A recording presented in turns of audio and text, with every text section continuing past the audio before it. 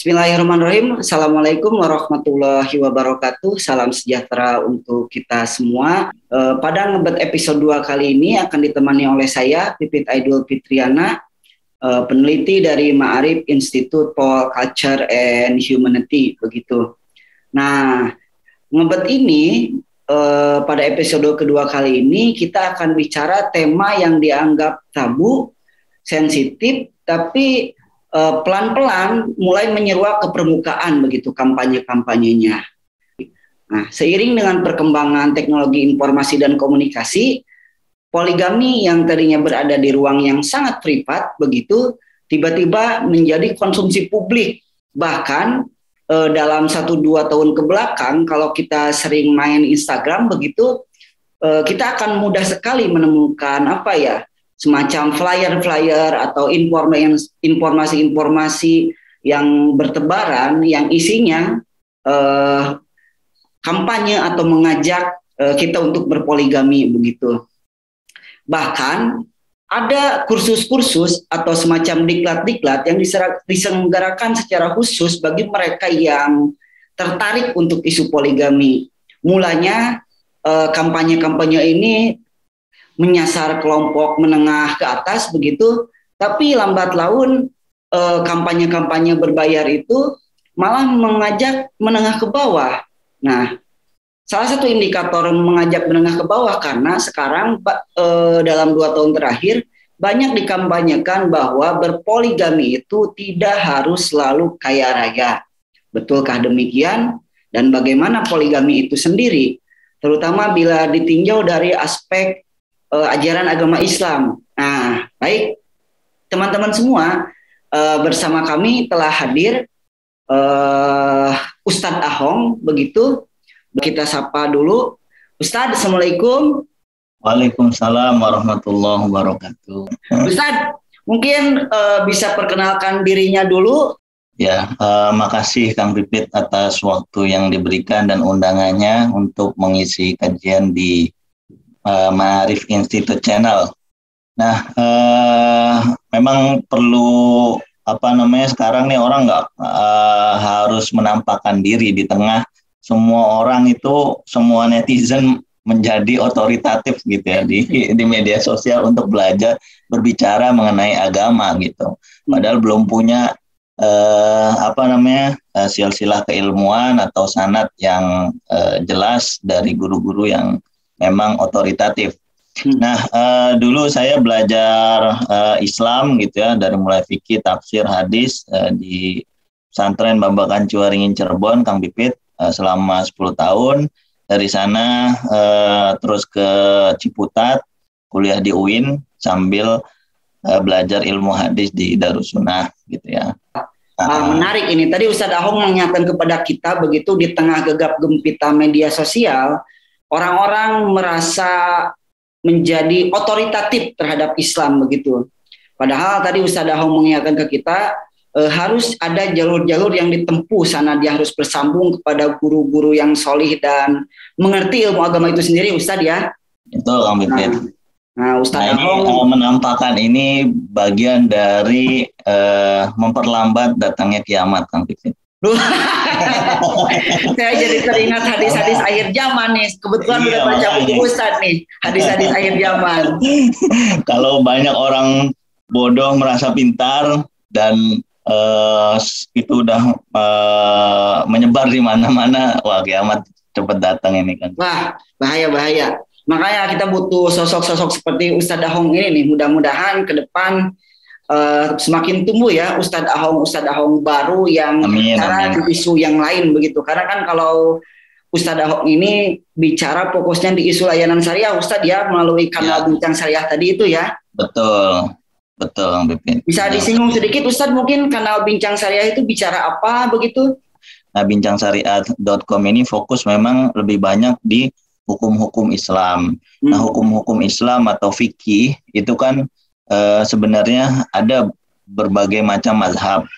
Nah, mazhab-mazhab ini kan ada yang memang secara ini nilainya itu ada yang sesuai dengan nilai-nilai bertradisi kita di Indonesia, ada yang memang yang tidak sesuai. Makanya dari keragaman itu ya kita di bincangsyariah.com itu berupaya untuk menampilkan atau menyodorkan berbagai pandangan ulama terkait satu masalah tertentu gitu, satu masalah tapi perspektif mazhabnya beragam, biar orang itu nggak gampang nyalahin orang lain gitu.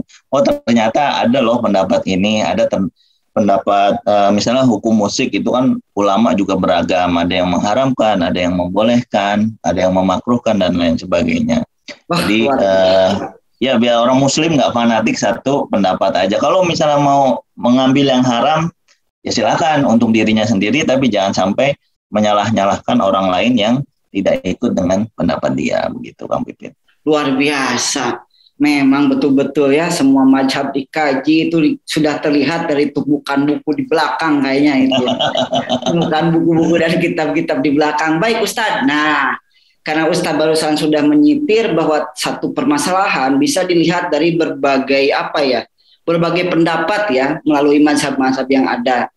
Kita ini menarik Ustadz, bagaimana kita melihat poligami ini Ustadz, mohon maaf. Kebetulan Ustadz, seperti tadi saya bilang di pengantar, dalam 2 atau 3 tahun terakhir kalau saya ikuti di Instagram begitu, banyak bertebaran kampanye-kampanye atau ajakan untuk berpoligami begitu Ustadz. Nah, menurut Ustadz sendiri, apa ya kira-kira poligami menurut Ustadz apa sih? Ya. Pertanyaannya itu pertama dulu mungkin Ustadz ya. Kalau secara bahasa kan poligami berarti menikahi pasangan lebih dari satu gitu ya. Untuk laki-laki gitu menikahi pasangan atau istri lebih dari satu itu. Nah kalau kita misalnya baca sejarah diantaranya yang ditulis oleh Khalil Abdul Karim dalam bukunya At-Tarikh Al-Juzur At-Tarikhiyah di Syariah Al-Islamiyah, itu dia menyatakan bahwa ta'adduduz zaujah atau poligami ini adalah merupakan tradisi yang sudah ada sebelum Islam datang. Jadi orang-orang Arab maupun non-Arab nikah lebih dari satu, ini istri, bahkan ada yang 9, 10, 11 dan lain sebagainya, itu baru istrinya. Belum misalnya istilahnya amat itu budak gitu ya, budak perempuan. Belum selir-selirnya itu banyak banget. Nah, sebelum Islam datang tradisi seperti itu sudah ada gitu Kang Pipit. Tradisi poligami seperti itu sudah ada, lantas Islam datang kan nggak bisa ya ujuk-ujuk Islam menghapus secara frontal apa yang sudah menjadi tradisi masyarakat pada waktu itu. Gitu. Kayak misalnya di hukum kita aja di Indonesia misalnya, dulu kan Belanda menguasai atau menjajah kita. Nah, sampai sekarang pun masih ada hukum-hukum yang warisan Belanda. Kita nggak bisa menghapusnya secara total atau memodifikasinya perlahan-lahan. Nah, di saat Islam datang itu, Nabi ya sebagai pembawa Islam ini, beliau itu datang dan menikahi seorang janda yang bernama Ibu Khadijah. Nah, waktu itu riwayat yang masyhur, Ibu Khadijah waktu itu umur yang 40-an tahun, Nabi 25 tahun.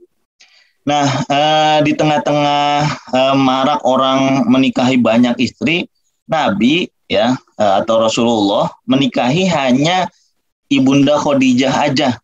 Dan itu janda Ustaz ya? Iya, janda. Ya walaupun janda cantik dan kaya, tapi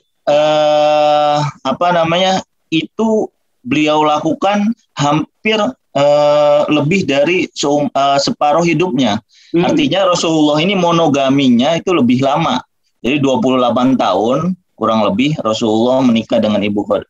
Selama 28 tahun bersama dengan Ibunda Khadijah, baru ketika sekitar umur 51 tahun Rasulullah ini baru melakukan poligami gitu. Jadi artinya pertama di saat poligami marak, Rasulullah nggak melakukan poligami. Kalau itu adalah tuntunan agama, anjuran agama, harusnya Rasulullah udah poligami dari awal. Tapi Rasulullah nggak melakukan itu dari awal, Kang Pipit. Oh, mungkin ini pesan-pesan agama yang tidak ditangkap mungkin Ustadz ya? Iya. Mohon maaf Ustadz, ini mohon maaf, saya pernah mendengar sebuah ayat dalam Al-Quran gitu. Fankihu ma tobalakum masna wa sulasa wa ruba. Bagaimana Ustadz mengkontekstualisikan dengan itu? Kadang orang hanya memotong pada bagian ayat itu, padahal ada lanjutannya. Nah, Ustadz silakan lanjutan itu gimana Ustadz? Nah, ya Al-Quran itu kan turun bukan di ruang yang hampa. Ada apa namanya nilai-nilai sosiologis, antropologis yang harus kita pahami gitu ya. Tadi bahwasanya poligami itu sudah mentradisi di masyarakat Arab maupun non-Arab, dan itu nggak mungkin dihapuskan secara frontal. Makanya Al-Quran turun itu justru untuk membatasi, bukan jadi kan kita harus wasatiyah tadi kan, harus moderat. Nah itulah nilai-nilai Islam. Nggak mungkin poligami dihapus pada waktu itu ya, secara frontal, nggak boleh nih, cuma satu aja gitu kan. Nah akhirnya dibatasi itu 4. Nah tapi di ayat itu sebenarnya kan turun diantaranya misalnya salah satu riwayat itu membicarakan bahwasanya di situ ayat itu turun berkaitan dengan seorang anak yatim perempuan cantik ya, mau dinikahi oleh seorang laki-laki. Dia mau menikahi anak itu karena dia cantik dan berharta. Nah, akhirnya diambil hartanya untuk dinikahi begitu ya. Tapi di situ kan ada ayat yang ada apa ya, dalam bahasa Arab itu istilahnya la nafi. Oh ya, la nafi. Okay. Ya, la nafi itu kalau menurut ahli tafsir Indonesia, Quraisy Shihab atau ulama-ulama pakar bahasa, la nafi ini untuk menyatakan tidak mungkin. Jadi tidak mungkin adil. Nah di ayat penutupnya kan, kalau misalnya tidak mungkin adil, fawahidatan, cukup satu aja. Cukup satu aja Ustadz ya. Makanya misalnya kayak Syekh Wahba Az-Zuhaili itu ahli fikih dari Suriah gitu, guru dari guru kami Prof. Ali Mustafa Yakub juga mengatakan bahwasanya prinsip pernikahan dalam Islam itu adalah monogami. Poligami ini nggak sunnah juga nggak haram. Dia hanya mubah dan sebagai jalan keluar aja. Itu sejalan dengan kompilasi hukum Islam yang sudah dipunyai oleh Indonesia, Kang Pipit. Nah ini menarik Ustadz nih, bahaya. Karena betul nih yang coba saya soroti satu mungkin ya yang sering kali terlewat dalam perdebatan tentang ayat ini. Ya bagi Ustadz mungkin yang hidup, tumbuh dan besar di tradisi pesantren bisa memahami tata bahasa atau gramatikal bahasa Arab begitu. Tadi ada la-nya itu la nafi Ustadz ya. Karena ada la juga yang lain, ada la nahyi misalkan dan lain-lain. Ini saya kira pentingnya Ustadz mengingatkan kepada kita teman-teman tentang pentingnya belajar sesuatu kepada guru-guru yang otoritatif begitu ya. Tadi ke Prof. Quraisy Shihab begitu, ke Kiai Ali Mustafa Yakub. Karena kalau teman-teman menemukan huruf la di dalam huruf lam alif di dalam Al-Quran, mohon maaf, itu tidak banyak jenisnya kira-kira lah. Tapi untuk ayat ini, menurut riwayat yang masyhur kata Ustadz tadi, dia berarti lanapi, sesuatu yang tidak mungkin. Nah, Ustadz tadi udah menegaskan prinsip Islam itu sebetulnya kan monogami. Terus gimana Ustadz ini yang terhadap orang-orang atau ya ada juga malah yang mengaku Ustadz atau kiai-kiai begitu, mohon maaf, yang kekeh mengkampanyekan poligami itu. Terlebih sekarang kampanyenya itu kan masif ya di media sosial Ustadz, udah gitu pakai aplikasi yang berbayar lagi tuh kampanye. Gimana itu Ustadz? Ya, saya juga pernah diwawancarai itu Kang Pipit terkait yang marak atau yang lagi rame belakangan ini, bahwasanya bila pertama ya, kalau dia mengkaitkan ini sebagai sunnah Rasulullah, itu artinya mengkerdilkan Rasulullah itu sendiri. Jadi kan orang pahamnya apa yang dilakukan Rasulullah itu adalah sebagai sebuah sunnah yang perlu diikuti. Tapi yang digembor-gemborin tuh cuman sunnah nikahin perempuan aja gitu. Padahal nggak dipahami bahwa Rasulullah itu menikahi ya banyak janda-janda, semuanya rata-rata janda. Yang nggak janda cuman Siti Aisyah gitu kan.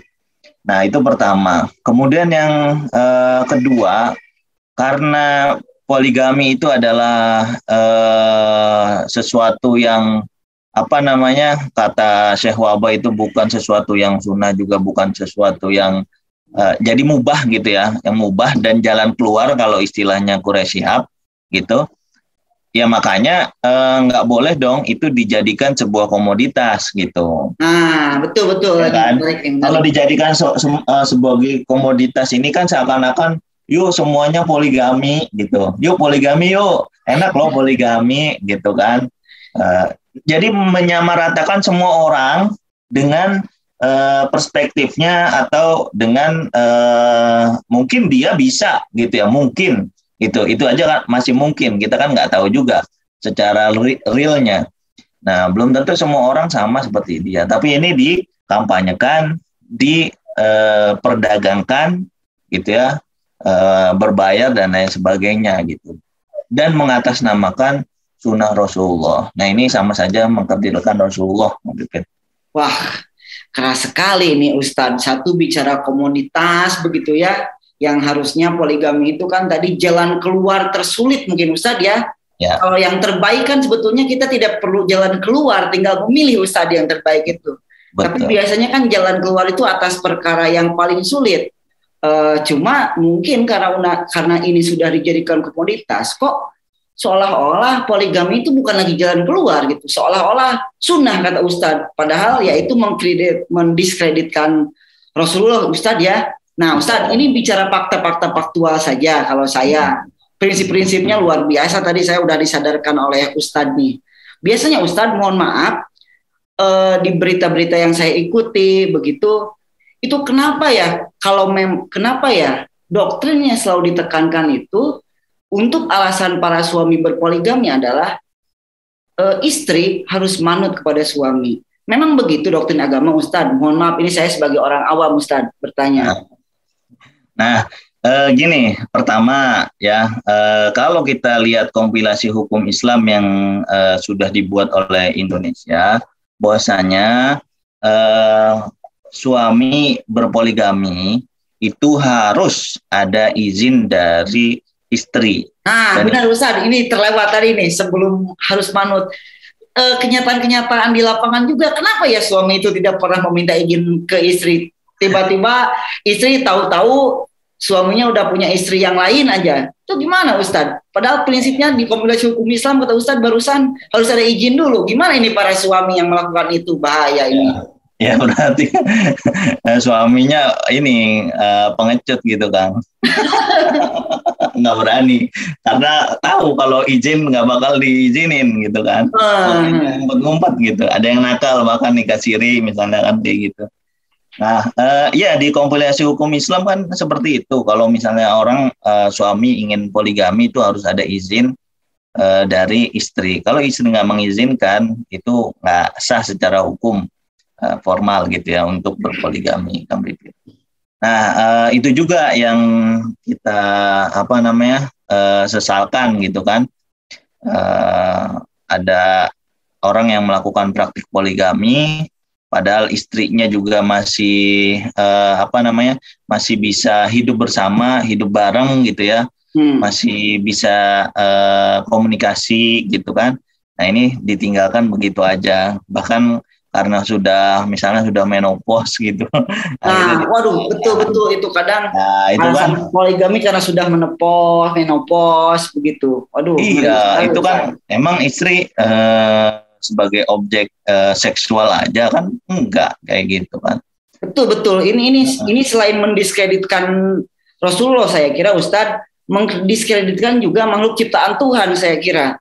Betul. Ya karena ketika istri menopause begitu, dia sudah sang suami sudah tidak mau misalkan, wah gimana ya, bagi saya itu mengkerdilkan ciptaan Tuhan, Ustadz. Ya terakhir mungkin Ustadz, dua terakhir nih Ustadz. Nah, apa ya? Saya kok cenderung sekarang melihat kampanye-kampanye itu, ayo berpoligami, nggak harus tunggu mapan. Sementara mohon maaf, bayangan saya begitu, bukan ngurus ya, membangun rumah tangga itu kan tidak mudah Ustadz. Kita harus mendidik istri, sama-sama belajar, mendidik anak dan lain-lain begitu. Itu secara prinsip-prinsip. Belum secara kita memenuhi kebutuhan-kebutuhan ekonomi rumah tangga yang tidak bisa dibilang mudah juga. Saya kok melihat semacam paradoks ya ungkapan-ungkapan itu. Kalau Ustadz bagaimana tuh terhadap kampanye yang harus nunggu kaya begitu? Ya biasanya kan kalau ada ini ya, orang KUA menikahkan ini kan biasanya ngutip ayat Ar-Rum wa min ayatihi an khalaqalakum min anfusikum azwaja, terusnya ada litaskunu ilaiha al-ayah gitu kan.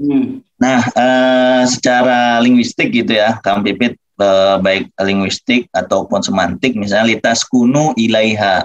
Nah, litaskunu ini kan kalau istilahnya Buya Syakur gitu ya, litaskunu ini adaptasi gitu. Adaptasi itu sifatnya banyak, ada adaptasi sosiologis atau ada adaptasi secara agama, adaptasi lain sebagainya gitu. Nah, kalau orang mau nikah lebih dari satu gitu kan, itu kan tentunya butuh biaya yang cukup banyak. Nah, taskunu ini masih ada kaitannya misalnya dengan kata sakinah, maskan. Maskan itu adalah rumah, tempat tinggal. Ya, jadi biasanya kalau orang udah nikah tapi belum punya tempat tinggal sendiri, itu biasanya masih ada miskomunikasi. Gampangnya kalau kita misalnya udah nikah tapi masih tinggal bareng sama mertua gitu, itu kan masih secara faktual banyak gitu ya, bukan satu dua. Itu saya sering dengar secara faktual kalau orang belum punya rumah tempat tinggal gitu, mau dia rumah beli atau rumah ngontrak, itu kan masih banyak miskomunikasi. Nah, apalagi ini mau nikah lebih dari satu gitu kan, rumahnya kalau istrinya ada 4 ya berarti kan tempat yang dibutuhkan ada 4 tempat tinggal gitu. Nah, itu butuh biaya untuk membelinya. Kalau orang nggak berkecukupan atau nggak kaya, ya gimana mungkin gitu. Ini bukan legitimasi atas poligami, bukan. Itu secara rasional begitu. Masa orang, mohon maaf, orang nggak punya uang misalnya, udah gampang tinggal poligami. Wah, ini rusak. Jadi bikin anak aja yang sebanyak-banyaknya gitu, nanti banyak anak banyak rezeki. Nah, kalau saya kurang sepakat Bang Pipit. Banyak anak kita punya anak itu ada rezekinya masing-masing gitu ya. Ada rezekinya masing-masing. Semakin anaknya banyak kan rezekinya berarti terbagi-bagi gitu. Betul. Terakhir Ustadz nih. Terakhir, wah itu sebetulnya sudah menjawab pertanyaan saya selanjutnya. Jadi saya nggak tanyakan karena sebelum saya tanya udah terjawab ternyata. Terakhir Ustadz, dari saya, menurut Ustadz bahaya nggak sih kampanye-kampanye poligami di media sosial sekarang itu? Iya, sangat sangat miris gitu ya, karena kan nggak semua orang itu sama gitu. Nanti kalau orang awam terpengaruh, orang awam ikut-ikutan, itu kan cukup bahaya. Ngurusin istri satu aja belum benar gitu, apalagi kerjanya males, nggak gigih. Apalagi ini istrinya sampai banyak dengan doktrin misalnya istri harus manut suami dan lain sebagainya. Itu kan doktrin-doktrin yang menurut saya pribadi ya nggak sesuai dengan nilai-nilai yang diajarkan Al-Quran sama hadis gitu. Wa ashiruhunna bil ma'ruf gitu kan. Pergaulilah para istri kalian dengan cara yang sesuai dengan nilai-nilai kebaikan yang berlaku di masyarakat.